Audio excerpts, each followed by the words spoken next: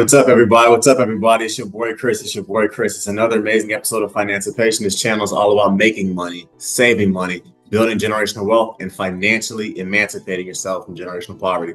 On this channel, everybody, I give you a six-figure level worth of investing and financial knowledge for free here on YouTube. And the things that people typically spend hundreds of thousands of dollars to learn in grad school, I give it to you for free here on this channel. And as a guy who has an MBA, I feel very comfortable telling you that. Before I get started, I also want to give a shout out to Kiloton Solutions. They're one of my sponsors. If you need digital marketing, website development, or someone to essentially edit your YouTube videos, they're the best in the business at meeting all of your digital needs.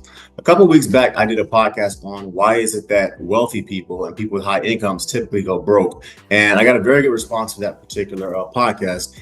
And on this particular podcast, I want to talk about exactly how high income earners can build generational wealth. I know this may sound somewhat like an oxymoron, but surprisingly, I find that generally speaking, people that sometimes have net worths and annual salaries of over $250,000 typically have issues actually building wealth. So with that, let's get started. Okay, let's get started. So first and foremost, what exactly is a high income? Obviously, a high income in, say, New York City, if you live in downtown Manhattan, is very different from if you live in, let's say, West Virginia. And obviously, if you have a high income in Los Angeles, it's very different from having a high income in Mississippi. According to Investopedia.com, the upper middle class in America is considered between $90,000 to $150,000. So I personally consider a high income anything above $200,000, regardless of where you live in America. According to Investopedia, the average American has an annual salary of $60,000 and the average U.S. household has an average salary of $75,000. So people, if your average household income is $150,000 or more, you have a high income. The first way for a person to build wealth if they have a high income is to ignore financial planners and do not waste your money essentially getting one. One of the biggest mistakes that I see high income earners make is that they end up listening to their wealthy friends and they waste money by hiring financial planners to invest their money. And as a high income earner, you are going to constantly be surrounded by people that make a lot of money. And oftentimes these people will tell you to invest with their financial planner. Full disclosure, everyone, I have nothing against financial planners, but I'm going to tell it completely like it is. Studies done by Charles Schwab, Fidelity, and Investopedia all show that 96% of the time, financial planners can't beat the stock market over a 15-year period. Studies also show that the average financial planner over the last 15 years has only averaged 4% on their investments, whereas the S&P 500 over the same period has averaged 10%. In other words, if you waste your money going with financial planners, you are going to lose money 96% of the time over a 15-year period. Additionally, the financial planners your friends find for you will also charge you fees, and you're going to pay a lot more in capital gains taxes because people are buying stocks and they're selling them almost on a daily basis. And as a result, you have to pay the difference with the capital gains to Tom Sam. The first way, everybody, to build wealth if you have a high income in America is to avoid using financial planners, as they're going to cost you millions of dollars in taxes and fees over your 50-year investing lifetime. Next, the next way to build wealth if you have a high income is to embrace the boring and to invest into the three pillars. When I first got into Financipation and I first got into my finance journey, my wealthy medical doctor, engineering, and finance friends all told me essentially that energy was what I needed to get into. I needed to essentially get into energy because they were deregulating energy. Then they told me I needed to invest into coffee, I think it was, because everybody drinks coffee. Then they told me I needed to invest into, I needed to basically cash out my 401k and put all the money into crypto. Other friends told me I needed to get into MLMs like Mary Kay, Ambit, Primerica, Legal Shield, and things of that nature. And essentially, everybody, what ended up happening was I started realizing that every day I was being told to put my money here, invest my money here, invest my money here, invest my money here. Thankfully, I only invested, however, in what I completely understood. Because sadly, all of my friends who pretty much told me to invest in coffee or to invest in energy or to invest into legal entities and things of that nature, they all lost money, hundreds of thousands of dollars to be exact. And they also all lost the magnificent power of compounding interest. For me, everybody, my investments were simple. I invested into what I call the boring. I invested into my 401k, my Roth IRA, and my health savings accounts. I literally maxed out as many of them as I possibly could every year. And I got lucky that has literally been the best financial decisions that I ever made because I only invested into the things that I understood. At the time of this recording, everybody, in 2024, you can put approximately $23 $1,000 into your 401k. At the time of this recording, everybody, in 2024, you can put approximately $7,000 into your Roth IRA, and you can put approximately $4,150 into your HSA if you're single. People, if you have a high income and you want to build generational wealth, avoid the flashy, quick garbage that you typically see on TikTok videos and things of that nature, and embrace the boring. Next, the next way to build wealth if you have a high income is to avoid lifestyle inflation, and do not try to keep up with your rich, wealthier friends. This one, everyone, can be a little challenging, because when you have a high income and you live in cities like New York, Los Angeles, DC, here in Miami, places like that, you typically, when you become successful, you get a quote unquote high salary, you typically associate and have friends with individuals that are bringing sometimes upwards of $350,000 to $500,000 a year. Your friends, they all drive Maseratis, so you'll see yourself, before you realize it, walking to a Maserati dealership. People, I find that lifestyle inflation and the urge to essentially buy more when you start getting paid more is one of the biggest mistakes that high income earners make. And people, do not start buying more expensive things to try to impress people that will probably never like you to begin with. When you get that $30,000 pay raise, invest that $30,000 pay raise into a brokerage account and essentially do not change your lifestyle. When you start making $150,000 a year, live the exact same way you were living when you made $50,000 per year. So if you have a high income, the next way to build wealth is to not try to keep up with your rich friends. Next, the next way to build wealth if you have a high income is to have inexpensive hobbies.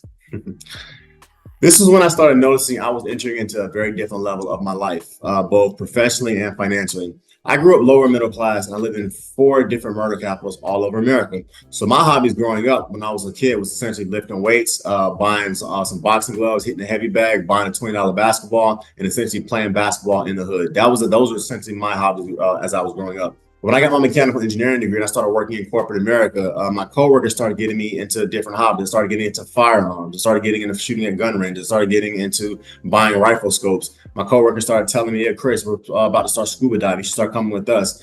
They started inviting me to different country clubs and started asking me to join different golf memberships with them. And full disclosure, everyone, I'm all for people trying new things and trying to get into new hobbies. Then at the end of the day, I do think that when you start to quote unquote make it to some extent, you start exposing yourself to different cultures, different people, and different things of life. But eventually, everybody, I had to sit back and realize that for me personally, it was dumb to start acquiring a lot of new toys and expensive new hobbies if these hobbies were blocking me from reaching my financial goals. And I also had to realize there was literally nothing wrong with me essentially going back to my inexpensive roots and playing basketball in the hood, hitting a heavy bag, lifting weights, and essentially just traveling with my family on inexpensive trips. Because at the end of the day, everybody, even though these things are less expensive, I still find them personally to be very, very fun. The next surefire way, everybody, to build wealth on a high income is to have inexpensive hobbies. Next. The next way to build wealth if you have a high income is to hate debt and be extremely uncomfortable with it. Everybody, debt is surprisingly one of those things that absolutely does divide the financial community, because on one hand, you have the Dave Ramsey camp who essentially went broke. And as a result, they say that debt is evil. You should, under no circumstances, should ever have any debt of any kind. And then on the other side of the financial camp, you have like the Robert Kiyosaki type who essentially says debt is great, and as a result, everybody should have lots of debt. And Robert Kiyosaki has literally 1.2 billion with a B dollars in debt, and he's claiming that if he goes bankrupt, the government's going to bail him out.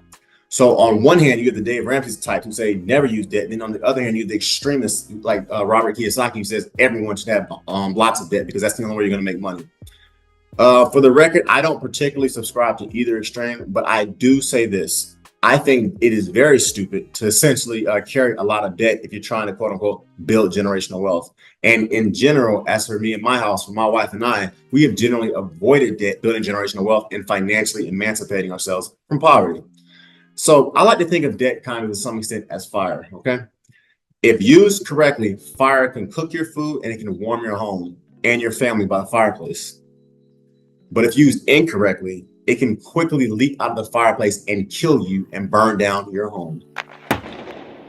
Everybody, debt, in my opinion, should be avoided, and it should be used only very sparingly in order to buy things like mortgages and sometimes to send your kids to college. So in my opinion, everybody, the next surefire way to build wealth on a high income is to hate debt, to be extremely uncomfortable using it, and to pay it off as quickly as possible. Next, the next way to build wealth if you have a high income is to pay off student loans and debt as fast as humanly possible. I talked about this one obviously a little bit earlier, everyone, and it's something that my high income earners are definitely going to understand, because at the end of the day, if you go to med school, business school, things of that nature, law school, you're going to have probably in the six figures worth of debt.